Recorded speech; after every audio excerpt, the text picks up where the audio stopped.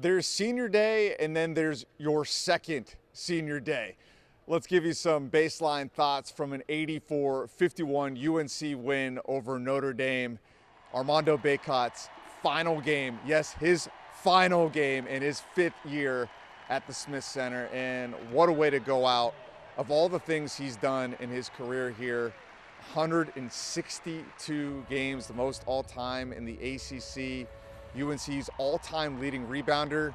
He goes out with 2 threes in his last game here. They were calling him Trey-Cot or 3-Cot after the game. Hubert Davis did tell us that Bacot, you know, he has the green light to shoot a 3, just has to come at the right time, and no better moment than senior night. I'll let anybody on the team, you can use whatever is in your bag.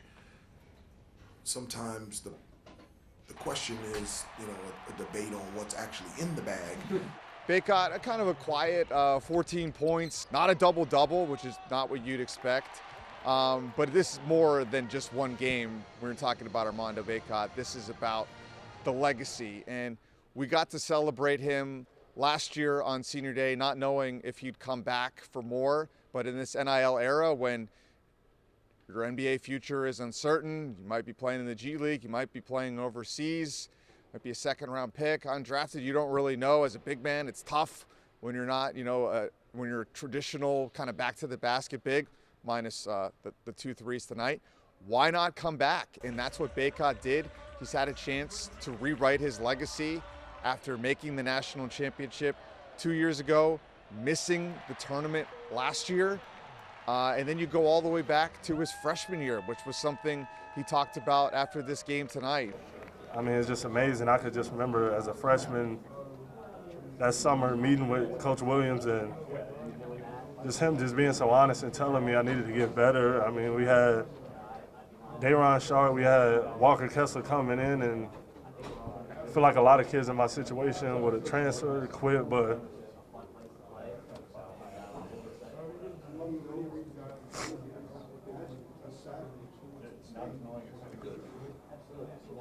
it just pushed me to go harder. And you gotta love too that he thanked the media.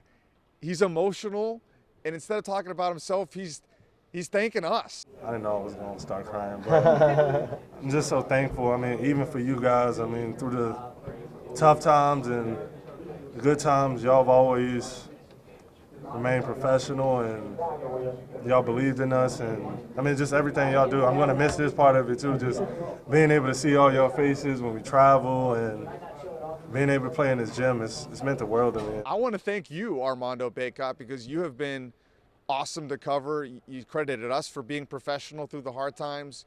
You were as well. I'll never forget, you know, last year after UNC got eliminated from the ACC tournament, their NCAA tournament hopes over. You could tell they didn't want to go to the NIT, and you know, I asked Bacot what was just wrong with this season. And he said the story of this year was last year, and they made it a point early this season to make this a fresh start with Bacot back, RJ Davis back, the transfers coming in, Cormac Ryan, Harrison Ingram, all kind of united to, you know, do something special together in their final seasons. And Cormac Ryan honored in this game as well, even though he's only spent 1 year here at UNC. He's made an impact. And of course, RJ Davis. And he's kind of in the Bacot mode from a year ago, where you don't know, is he gonna come back for a 5th year? He could. At this point, I don't see why he couldn't play in the NBA. The way he's scoring right now, yeah, he's undersized, but he's a pretty active defender. I mean, that's a conversation for another day. He can come back, and he left that door open. How do you approach a senior day when you're not sure if it is the end? Just to go out there as it's like your last game. Just have that mindset of just embracing the moment, cherishing it, having fun, and just going out there with just joy all over your face and across the board. Just because you never know. Like, I don't know my decision. I don't know what I'm going to do yet. So just kind of just cherishing this and just embracing everything that's coming through. He's had a lot of time to talk about his legacy lately, whether it was the career high 36 and then topping that with a career high 42, the most points ever in the Smith Center. And we were talking about 2 special all-time guys that if they meet the criteria, and they got one more march to do it here, maybe two for Davis, they could have their jerseys up in the rafters here at Smith Center. So what's left for them? Well, a game against their rival Duke. And on paper, you got to think Duke could take this one, right? UNC wins it here, Duke wins it over there. And how fitting, they would be co-champs in the ACC. But that's what makes me wonder, could USC steal this one? You know, kind of like 2 years ago when everybody was celebrating Coach K's final game there. UNC comes in there, plays spoiler, and rides the momentum all the way to the national championship game. And you've got two guys on this team that played in that national championship game, that know what it takes to win at Cameron, know what it takes to win in March, and they really want to raise that banner. UNC hasn't had a regular season ACC title in 5 years, and Hubert Davis has been vehement that it means something to him, it means something to this team. So I wouldn't be surprised if they go into Cameron and steal it. But Duke is playing some great basketball right now. Case in point, what they did to NC State with NC State's season on the line at PNC Arena, a place that they lost last year. Duke is quietly looking really good. Ever since they lost here at Smith Center, they have rattled off multiple double-digit wins. They aren't just beating people, they are dominating. And Shire, he's got a short resume as a head coach, but that resume has shown that he gets teams to peak at the right time. And last year, I like Duke at this point in the year. They were quiet.